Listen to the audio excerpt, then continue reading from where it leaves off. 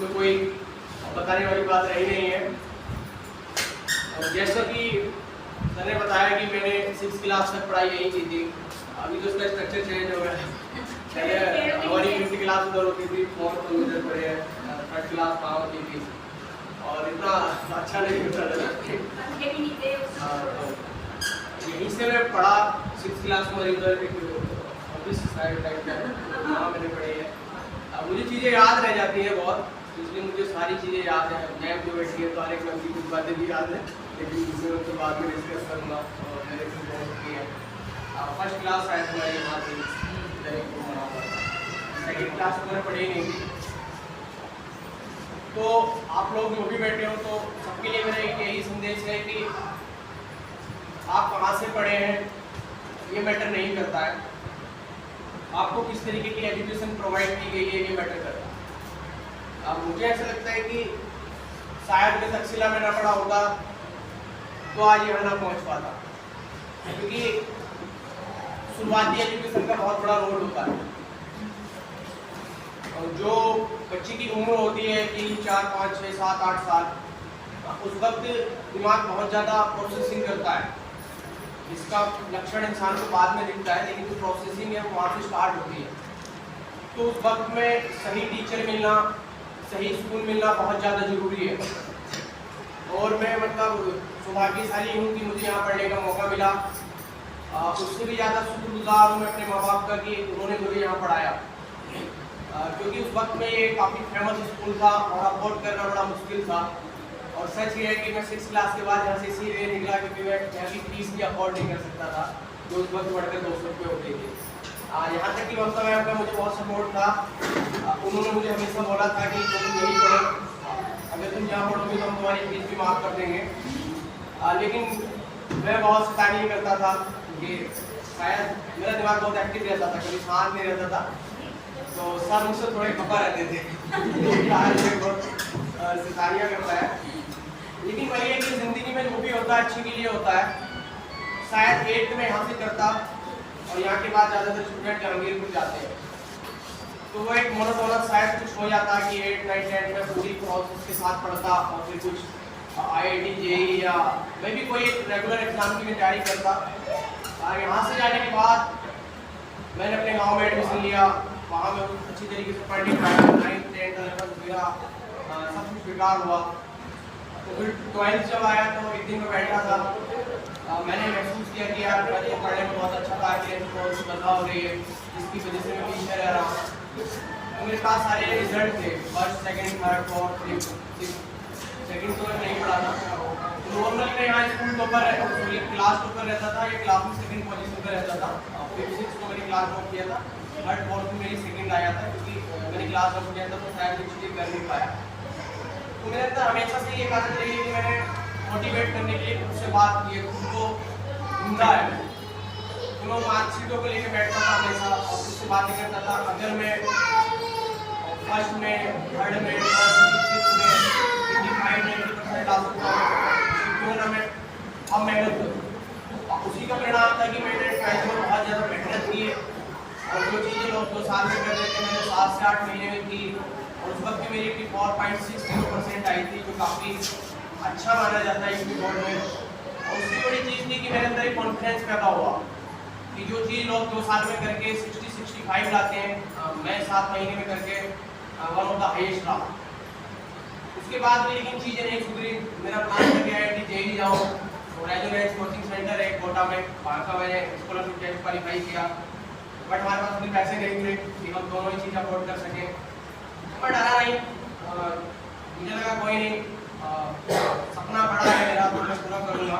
मेरा प्लान ये था कि IIT करूँ, उसके बाद मैं सिविल सर्विसेज करूँ। लेकिन जब चीज़ें नहीं होती है तो मेरे अंदर खास बात है कि मैं खुद को समझा लेता हूँ। मैंने अपने आप को समझाया कि ठीक है IIT कोई मैं करूँगा, 4 साल वहाँ भी जाएंगे, बेहतर ये कि आप 4 साल काउंसिलिंग तैयारी करता हूँ, मैं उनकी बराबर पहुँचूँगा। मेरा टारगेट बड़ा रहा है, मुझे डर नहीं लगता कि कोई IIT में पढ़ा होगा, मैं गाँव से पढ़ा हूँ, मैं कर दूँगा। हो सकता है वो 8 घंटे पढ़ता हूँ, मैं 10 पढ़ लूँगा, 10 घंटे तो मैं पढ़ सकता हूँ ना। अच्छी एजुकेशन नहीं मिली, अच्छे स्कूल नहीं मिले, अच्छे कॉलेजेस नहीं मिले, इसमें तो आपकी गलती नहीं है। कुछ चीज़ें नहीं आपके हाथ में, आपकी फैमिली प्रॉब्लम्स हो सकती हैं, आपकी बहुत सारी दिक्कतें होती हैं। बट मेहनत करना आपके हाथ में है। और जिंदगी में जब भी मौका मिले मत छोड़ो। मुझे शायद एक ही मौका मिला और मैंने उसको छोड़ा नहीं। मैं किसी भी तरीके के डिस्ट्रैक्शन से दूर रहा। दिल्ली जैसी रंगीनी दुनिया और मैंने कैसे झेली है ये मैं ही जान सकता हूँ, क्योंकि जिस उम्र में हम जाते हैं बड़ा मुश्किल होता है उस उम्र में अपने आप को कंट्रोल करना। लेकिन यही कहूँगा कि जब आप बहुत बड़ा सपना देखते हैं तो बहुत बड़ी कुर्बानी देनी पड़ती है, और कुर्बानी इतनी बड़ी होती है आपको बहुत तकलीफ देती है।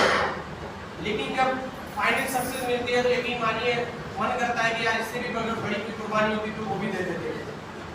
मैंने तो जितना सोचा था उसका 1% ही मतलब मैं सोच पाया था कि शायद सिलेक्शन के बाद चीज़ें बदलेंगी, आसपास के गाँव में चीज़ें बेहतर हो जाएंगी। बट जिस तरीके का रेस्पॉन्स से रहा, आसपास के इलाके से रहा, कि दूर दूर से लोगों ने प्यार दिया, तो मुझे लगा कि मैं इससे भी ज़्यादा अगर मेहनत करनी पड़ेगी तो मैं करूँगा। और जैसे सर ने कहा कि राष्ट्र के लिए मेहनत करना, तो अब मेरी ज़िंदगी का यही उद्देश्य है कि हिंदुस्तान को बदलना है। और मैं कैसे बदलूँगा मुझे नहीं पता, बट मैं बदल दूँगा। ये बात आप नोट करके रख लीजिएगा, क्योंकि अगर मैं सिविल सर्विसेज कर सकता हूँ तो मैं कुछ भी कर सकता हूँ। मुझे जाति धर्म संप्रदाय इससे कोई फर्क नहीं पड़ता है। मैं अपने देश के बारे में सोचता हूँ और हमेशा से मैंने सोचा है कि मैं हिंदुस्तान के लिए कुछ ऐसा कर जाऊँ जिससे दुनिया में लोग याद रखें कि एक हिंदुस्तानी। आज शुरुआत छोटे स्तर से हुई है, मेरे गांव को पहचान मिली है, मेरे क्षेत्र को पहचान मिली है, मेरे डिस्ट्रिक्ट को पहचान मिली है। अब अगर मौका मिलेगा तो कुछ बड़ा करेंगे। मैं हमेशा से बड़ा सोचता हूँ, बड़ा देखता हूँ, और उससे भी बड़ी चीज़ है कि उसको पूरा करने के लिए मैं ईमानदारी से मेहनत करता हूँ। मेहनत सब करते हैं लेकिन ईमानदारी से कोई करता है, और जो भी ईमानदारी से करता है भगवान ईश्वर अल्लाह उसकी मेहनत कभी जाया नहीं करता। वो नियत पे देता है कि आप किस तरीके की नियत रखते हैं, किस तरीके की सोच रखते हैं। अपने लिए तो जिंदगी सभी जीते हैं, मजा तो तब है तब देश के लिए, समाज के लिए, दूसरों के लिए जाए। और मेरी जिंदगी का टर्निंग पॉइंट किसी स्कूल से शुरू हुआ, किसी को याद नहीं होगा, आज मैं पहली बार जिक्र कर रहा हूँ। मैम ने एक चैप्टर पढ़ाया था, आज भी मुझे याद है क्योंकि मैं पूरे रास्ते याद करके जा रहा था, कि परोपकारी जीवन जीना है, परोपकारी व्यक्ति बनना है। तो जिंदगी का वो स्टेज था तब मैंने ठाना था कि मुझे परोपकारी इंसान बनना है। तो जिंदगी में आप कहाँ क्या सीखेंगे आपको कुछ नहीं पता, कौन सी बात किस इंसान को कितना हिट करेगी कुछ अंदाजा नहीं है। बस जरूरत है कि उसको अच्छी तरीके से डिलीवर कर दिया जाए। शायद परोपकारी शब्द बहुत लोगों ने पढ़ा होगा स्कूल में, लेकिन वो उसका मतलब ही ना समझ पाए हो। मेरी खुशकिस्मती थी, मेरे पास मैम थी, मैम ने मुझे बता दिया, और उसी का परिणाम है कि आज आप सब लोग मुझे सुन रहे हैं। और मेरी ज़िंदगी का उद्देश्य यही है कि मैं दूसरों के लिए ज़िंदगी जीऊँ, क्योंकि मेरी अपनी ज़िंदगी साइबर कैफे में बहुत अच्छी चलती थी। 30-40 हज़ार रुपये में कमाता था, अपनी और अपने परिवार के लिए बहुत बेहतर कर सकता था, क्योंकि मैं उसको जितना इंक्रीज करता 70-80 हज़ार 1 लाख रुपये तक में कर सकता था। लेकिन मैं वो सिविल सर्विसेज के थ्रू करूँगा, वो शायद प्लेटफॉर्म मुझे कहीं नहीं मिलेगा जो मैं लोगों के काम आ सकूँगा। मैं शायद कितने लोगों की ज़िंदगी में गुणात्मक परिवर्तन करूँगा, इसका अंदाजा भी शायद मुझे भी नहीं है, क्योंकि मैं जितना सोचता हूँ उससे बहुत ज़्यादा हो रहा है। तो हो सकता है कि जो मैं करूँगा वो भी बहुत ज़्यादा होगा। जिम्मेदारी से मैं कभी डरता नहीं, क्योंकि मैं अपना काम ईमानदारी से करने में भरोसा रखता हूँ। तो कितनी भी बड़ी जिम्मेदारी दी जाएगी मुझे उससे कोई डर लगता ही नहीं है। आप सभी के लिए यही संदेश है कि ज़िंदगी में जो मेरी 2-3 चीज़ें रहीं, कि हो सके तो कभी किसी की मदद कर देना, जो भी आपकी कैपेबिलिटी में है। जरूरी नहीं किसी को लाख 2 लाख ही देने होते हैं, 1000-2 हज़ार ही देने होते हैं। आप रास्ते में जा रहे हैं, अगर पत्थर भी हटाएंगे तो उससे भी किसी पीछे आने वाले की मदद हो जाएगी। तो कुछ चीज़ें ऐसी हैं जिसका रिटर्न जो मिलेगा वो प्रकृति देगी, और कोई आपको नहीं दे सकता है। क्योंकि जब आप दूसरों की मदद करने जाते हैं तो लोग गालियाँ भी देते हैं, जिनकी मदद करेंगे वही लोग आपको बुरा भला कहेंगे। तो आपके अंदर वो धैर्य होना चाहिए, वो क्षमता होनी चाहिए कि आप उन कटु वचनों का सामना करें, क्योंकि आप अपने लिए तो कर नहीं रहे हैं। तो मन एक बार जवाब भी देता है कि यार मैं अपने लिए तो कर नहीं रहा हूँ ना, तो मैं क्यों बेवजह किसी की गाली सुनूं। बट जब आप दूसरों के लिए करेंगे तो सुनना पड़ेगा। और किसी की भी मदद करने से पहले ये सोच लीजिए कि यही इंसान मुझे कटु वचन कहने वाला है, बट आपको डरना नहीं है। क्योंकि अगर आप उससे डर के उसकी मदद रोक देते हैं तो हो सकता है पता नहीं आने वाले कितने लोगों की मदद रुक जाएगी। और दूसरी चीज यही है कि किसी भी काम को ईमानदारी से करें और इतनी ईमानदारी से करें कि खुद को फेस कर सकें। इंसान से बड़ा जज कोई नहीं है। हम अपने माँ बाप को बेवकूफ़ बना सकते हैं, हम अपने टीचर को बेवकूफ़ बना सकते हैं, खुद को बेवकूफ़ नहीं बना सकते। जिस दिन आप खड़े होकर शीशे के सामने बात कर पाए कि मैंने आज अपना 100% दे दिया, उस दिन आप कह सकते हैं कि शायद अब आपसे नहीं होगा। और यहाँ पे बेटा कोई भी शख्स, मुझे पर्सनली लगता है कि जो भी काम वो कर रहा है वो ये सेंटेंसेस कहने की सिचुएशन में नहीं है, क्योंकि इसके लिए बहुत कठिन परिश्रम और त्याग की जरूरत होती है। त्याग बिना तो कुछ मिलता ही नहीं है। मैं तो कभी ईद पे भी नहीं आता था, जो हमारा सबसे बड़ा त्यौहार है, क्योंकि मेरे दिमाग में ये रहता था कि मैं जाऊँगा तो एक दिन के लिए, और 4 दिन पहले से इंसान सोचना शुरू करता है, फिर 4 दिन बाद वो मोमेंटम उसको लेना होता है। तो 10 दिन अगर इस तरीके से जाएंगे और साल में 3-4 त्यौहार बनाऊंगा तो 30-40 दिन जाएंगे। और ये कॉम्पिटिटिव एग्जाम है, अगर कोई इंसान रोज 7-8 घंटे पढ़ेगा तो 4 × 7 280 घंटा वो मुझसे आगे हो जाएगा। तो मैं चीज़ों को इस तरीके से देखता था। और ये सच है, क्योंकि बहुत सारे लोग बहुत ज़्यादा सेक्रीफाइस करते हैं तभी वो यहाँ तक पहुँच पाते हैं, क्योंकि आनंद के साथ हर चीज़ की प्राप्ति नहीं हो सकती है। और यही मेरा संदेश है, जो मेरी बातें हैं जो आपको ठीक लगे। कोई भी इंसान को बोल सकते नहीं है कि जो मैंने बोला है वही सत्य है, बट आप अपनी ज़िंदगी पे अप्लाई करके देख सकते हैं। अगर किसी को मेरे द्वारा कहे गए वक्तव्य से कुछ फायदा अगर मिले तो। और एक बात जो मैं कहना भूल गया कि मेरी माँ बैठी है, पापा भी बैठे हैं, तो कहूँगा कि मेरी माँ का बहुत बड़ा रोल रहा है, क्योंकि यहाँ पेरेंट्स बहुत लोग बैठे हैं। मेरी अम्मी को पढ़ना नहीं आता है, लेकिन यहाँ से हम जाते थे तो वो हमारा स्कूल का काम कराती थी। पापा को तो वक्त नहीं मिला, जो कमाने में वैसे रहते थे, और जो भी गाड़ी में जाते थे फिर आते थे। तो ये मैटर नहीं करता कि कोई कितना पढ़ा लिखा है, ज़रूरत यही है कि कौन कितनी ईमानदारी से मेहनत करता है। मेरी माँ ने अपनी जिम्मेदारी समझी, हमको अच्छे से पढ़ाया।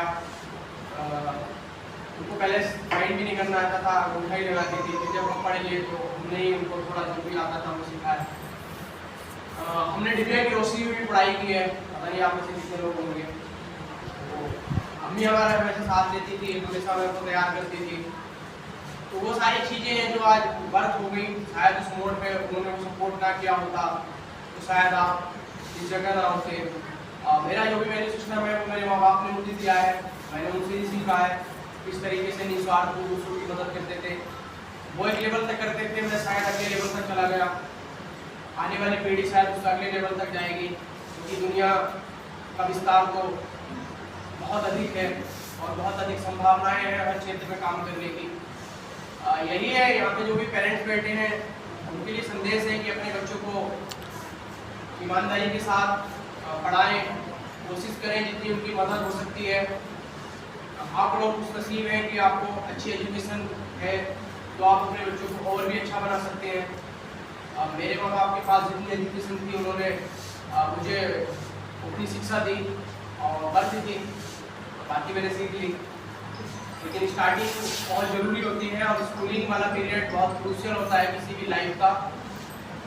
तो बच्चों को इनोवेटिव होने से ना रोकें। अगर वो सवाल जवाब ज़्यादा करते हैं तो बेहतर है, क्योंकि मैं बहुत ज़्यादा सवाल जवाब करता था और फिरता था, क्योंकि आसपास के लोग मुझे बार बार सवाल करता था। दरअसल यही है कि जो इंसान एक्टिव रहता है ना, जिसका दिमाग बार बार चलता है, तो वो शांत नहीं बैठता है, उसके दिमाग में कुछ न कुछ चलता रहता है। यही वजह थी कि मैं शैतानी भी करता था, क्योंकि मेरा माइंड वो फ्री रहता ही नहीं था, मुझे अभी कुछ न कुछ करना होता था। तो बच्चों के बिना कुछ गट्स होते हैं। आजकल तो यूट्यूब का ज़माना है, गूगल है, तो करके देख लीजिएगा किस तरीके से बच्चे की कौन सी एक्टिविटी उसको फ़ायदा पहुँचाती है। क्योंकि जो भी न्यूरॉन्स होते हैं वो 5 से 7 साल में बहुत तेज़ी से परिवर्तित होते हैं, उनका रोल बहुत अहम है, जिसकी जानकारी हमारे समाज को होती नहीं। तो यही मेरा है जो मैंने आपको बताया। इसके अलावा किसी का कोई सवाल है तो पूछ सकते हैं, मैं आपको बताऊंगा। तैयारी कर रहे हैं बच्चे हमारे, पढ़ रहे हैं, ये पढ़ना पड़ रहे हैं, ताकि आपको